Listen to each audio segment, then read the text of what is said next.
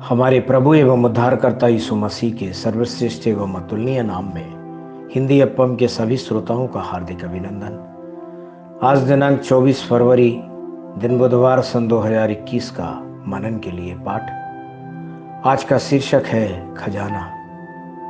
मत्ती रचित सुसमाचार उसके 6वें अध्याय के 20वें वचन में हम ऐसा पाते हैं, परंतु अपने लिए स्वर्ग में धन इकट्ठा करो।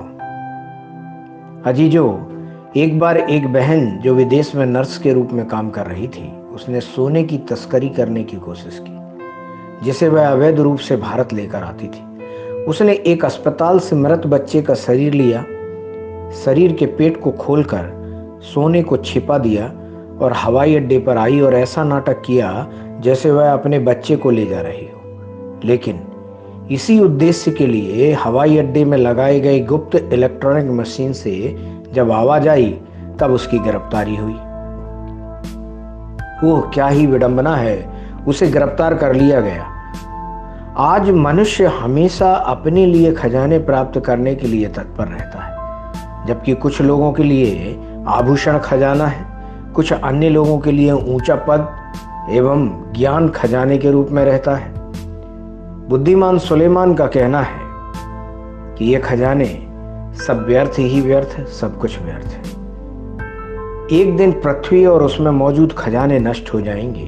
पवित्र शास्त्र का कहना है वर्तमान काल के आकाश और पृथ्वी जलाए जाएंगे। दूसरा पतरस उसके 3 अध्याय के 7वें वचन में ऐसा लिखा है। इस संसार में जो कुछ भी आप खजाने के रूप में बचाते हैं, वह उस आग से नहीं बच पाएगा। कुछ साल पहले सद्दाम हुसैन की सेना ने कुवैत शहर पर कब्जा कर लिया था। उन्होंने सभी आभूषणों की दुकानों को लूट लिया और घरों में रखे खजानों को भी लूट लिया।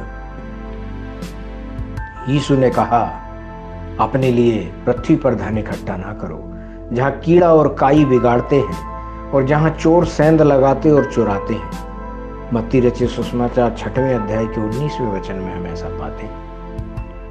स्वर्ग सबसे अच्छी जगह है जहां कोई अपने खजाने को संरक्षित कर सकता है। ना तो चोर और न कीड़े और ना ही धूल उन्हें नष्ट करते हैं। स्वर्ग में खजाने को कैसे सुरक्षित रखा जा सकता है?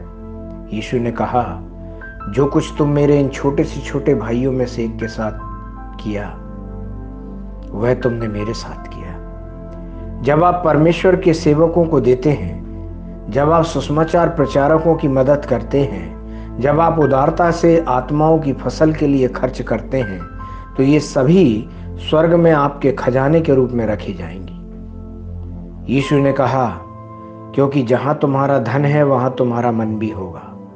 इसके पीछे एक बड़ा रहस्य है। देखिए, एक आदमी का मन और उसके पास मौजूद धन एक ही साथ होंगे और उन्हें अलग अलग नहीं किया जा सकता है। जो लोग धन को खजाने के रूप में मानते हैं, वे धन के लिए जीवित रहेंगे। जो परिवार को खजाना मानते हैं, वे परिवार के लिए रहेंगे। वे उनके परिवार के लिए सब कुछ करेंगे। अगर ऐसा है, तो जो लोग परमेश्वर की सेवकाई को सबसे ज्यादा महत्व देते हैं, वे परमेश्वर को खजाना समझेंगे और उनके लिए अपना जीवन समर्पित करेंगे। ध्यान करने के लिए आज जो वचन लिया है कुलुस्सियों उसके 3 अध्याय के पहले वचन से, जहां इस तरह लिखा है, अतः जब तुम मसीह के साथ जिलाए गए तो स्वर्गीय वस्तुओं की खोज में रहो, जहां मसीह विद्यमान है और परमेश्वर की दाहिनी ओर बैठा है। अजीजों, परमेश्वर के इन वचनों को सुनने पर, पढ़ने पर, मनन करने पर और इनके अनुसार चलने पर परमेश्वर आपको बहुतायत से आशीष दे। आमीन।